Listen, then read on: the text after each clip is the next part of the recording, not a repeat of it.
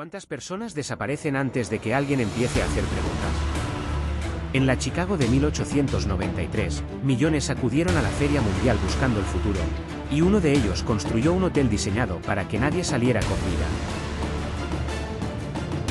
Chicago, 1893. La ciudad rugía de ambición. Tras el devastador incendio de 1871, había resurgido de sus cenizas convertida en el símbolo del progreso estadounidense.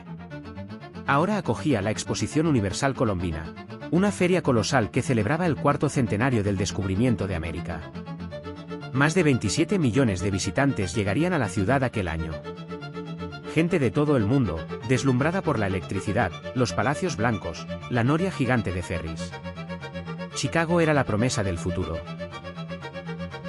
Pero esa misma fiebre de modernidad creó un caldo de cultivo perfecto para el crimen. Miles de jóvenes abandonaban sus pueblos buscando trabajo en la gran ciudad. Muchos eran mujeres solteras, sin familia, sin redes de protección. Llegaban con maletas llenas de sueños y nadie las esperaba. Si desaparecían, nadie preguntaba. La policía estaba desbordada. El registro de personas era rudimentario. La ciudad crecía tan rápido que el caos era la norma. En ese torbellino de progreso y anonimato, un depredador podía moverse con total impunidad. La sociedad victoriana estadounidense, además, confiaba ciegamente en las apariencias. Un hombre bien vestido, educado, con título universitario, inspiraba respeto automático. Nadie sospechaba de un caballero. Y Hermann Murget lo sabía perfectamente. Había estudiado medicina. Conocía la anatomía humana. Y entendía mejor que nadie cómo explotar la confianza. Hermann Webster Murget nació en 1861 en Hillmanton, New Hampshire. Su infancia estuvo marcada por la violencia y el aislamiento. Según algunos relatos, compañeros de escuela le obligaron a enfrentarse a un esqueleto humano como castigo. Lejos de aterrorizarle, la experiencia le fascinó. Desde joven mostró una inteligencia excepcional y una total ausencia de empatía. Torturaba animales. Mentía compulsivamente. Manipulaba a quienes le rodeaban con una facilidad inquietante. Estudió medicina en la Universidad de Michigan. Allí perfeccionó su primera estafa, robaba cadáveres del laboratorio de anatomía, los desfiguraba, los aseguraba a su nombre y luego cobraba las pólizas de vida simulando accidentes. El fraude le financió sus estudios y le enseñó algo crucial: los cuerpos podían ser mercancía. En 1886 llegó a Chicago. Adoptó el nombre de Henry Howard Holmes, más distinguido, más estadounidense. Consiguió empleo en una farmacia del barrio de Englewood, regentada por una viuda, la señora Houlton. Holmes desplegó todo su encanto. Era atento, educado, eficiente. La viuda confió en él. Poco después, desapareció. Holmes explicó que se había mudado a California. Nadie volvió a verla. Él se quedó con el negocio. Con el dinero de sus fraudes y el control de la farmacia, Holmes concibió su obra maestra, un edificio de 3 plantas justo enfrente, en la esquina de las calles 63 y Wayace. Contrató a distintos equipos de construcción para cada sección. Ninguno conocía el plano completo. Cambiaba constantemente de arquitectos, despedía obreros sin pagarles, litigaba para retrasar pagos. El caos era deliberado. Nadie debía entender qué estaba construyendo realmente. Porque aquello no era un hotel. Era una trampa mortal. La primera planta del edificio funcionaba como comercio, tiendas, la farmacia, espacios respetables. Pero la segunda y tercera plantas eran un laberinto diseñado para matar. Más de 100 habitaciones, muchas sin ventanas. Pasillos que no llevaban a ninguna parte. Puertas que se abrían hacia muros de ladrillo. Escaleras que terminaban en techos. Y trampas. Docenas de trampas. Algunas habitaciones tenían conductos de gas conectados a una tubería que Holmes controlaba desde su dormitorio. Podía asfixiar a sus huéspedes mientras dormían. Otras estaban insonorizadas, con paredes forradas de amianto. Puertas que solo se abrían desde fuera. Mirillas ocultas para observar la agonía. En los sótanos había instalado mesas de disección, un horno crematorio de tamaño industrial, pozos llenos de ácido y cal viva. Todo el edificio estaba pensado para asesinar, descuartizar y hacer desaparecer cuerpos sin dejar rastro. Holmes publicitó su edificio como hotel para visitantes de la Feria Mundial. Lo llamó el Castle, el castillo. Las tarifas eran razonables. La ubicación, conveniente. Y el casero, encantador. Particularmente atento con mujeres jóvenes que viajaban solas. Les ofrecía empleo en la farmacia. Les prestaba dinero. Les proponía matrimonio.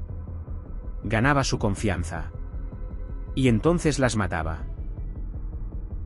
Emily Cigrán, una joven de 24 años que trabajaba como su asistente. Anna Williams, que viajó desde Mississippi. Minnie Williams, heredera de Texas, y su hermana Nannie. Muchas de sus víctimas firmaban antes sus propiedades a nombre de Holmes, convencidas de que se casarían con él. Luego desaparecían.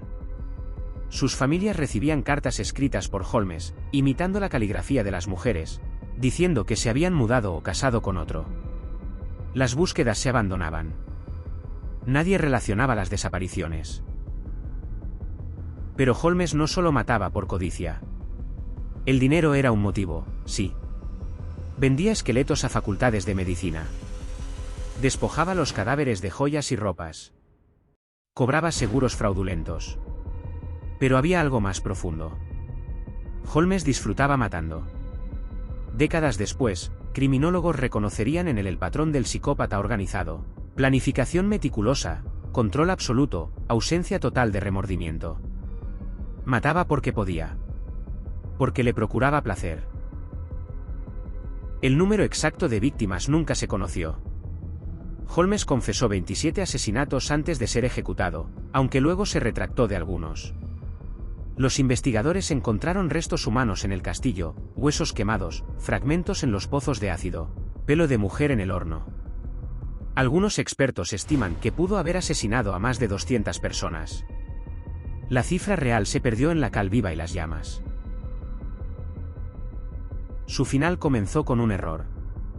En 1894, Holmes se asoció con Benjamin Pitezel, un antiguo cómplice, para ejecutar otro fraude de seguros. El plan: fingir la muerte de Pitezel, cobrar $10.000 y repartir el botín. Pero Holmes mató a Pitezel de verdad.